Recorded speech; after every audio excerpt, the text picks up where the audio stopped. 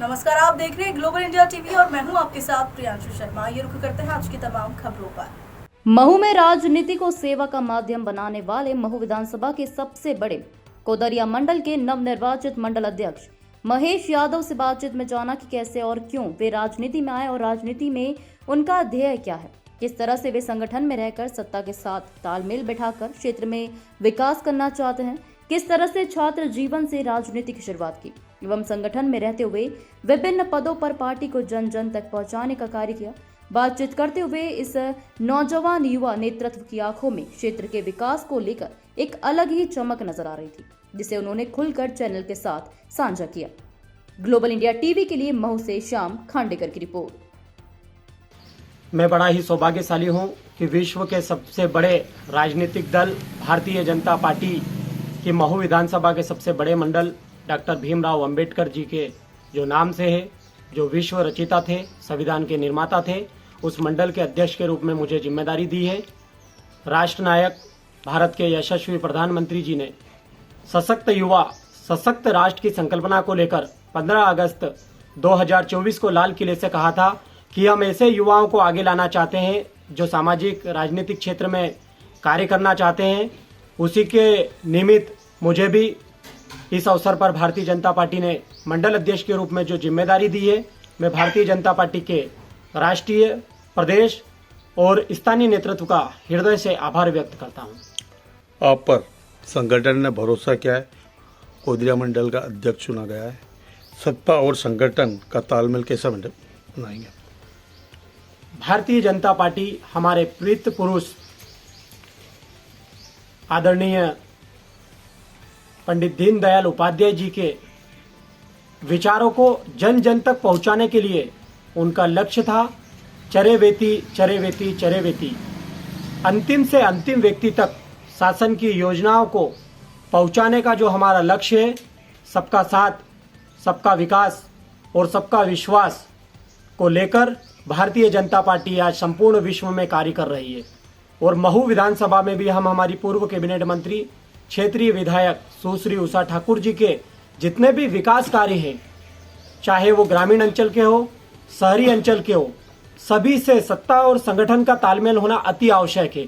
जिस प्रकार से मध्य प्रदेश में हमारी डबल इंजन की सरकार कार्य कर रही है, माननीय मोदी जी के नेतृत्व में, डॉक्टर मोहन यादव जी के नेतृत्व में, उसी प्रकार से हम सत्ता के साथ मिलकर संगठन के भी वरिष्ठ को लेकर, युवाओं को लेकर, महिलाओं को लेकर, किसानों को लेकर, सभी वर्ग हो, चाहे अनुसूचित जाति का हो, जनजाति का हो, पिछड़ा वर्ग का हो, सामान्य व्यक्ति हो, सभी को लेकर भारतीय जनता पार्टी का सत्ता और संगठन मिलकर भारतीय जनता पार्टी की जो योजनाएं हैं, भारतीय जनता पार्टी में संगठन कार्य करता है, व्यक्ति कार्य नहीं करता है। व्यक्ति तो आते हैं जाते हैं, लेकिन जो संगठन है वो हमेशा स्थापित रहता है। इसलिए हम सत्ता और संगठन को मिलकर भारतीय जनता पार्टी के महू विधानसभा में हम कार्य करेंगे।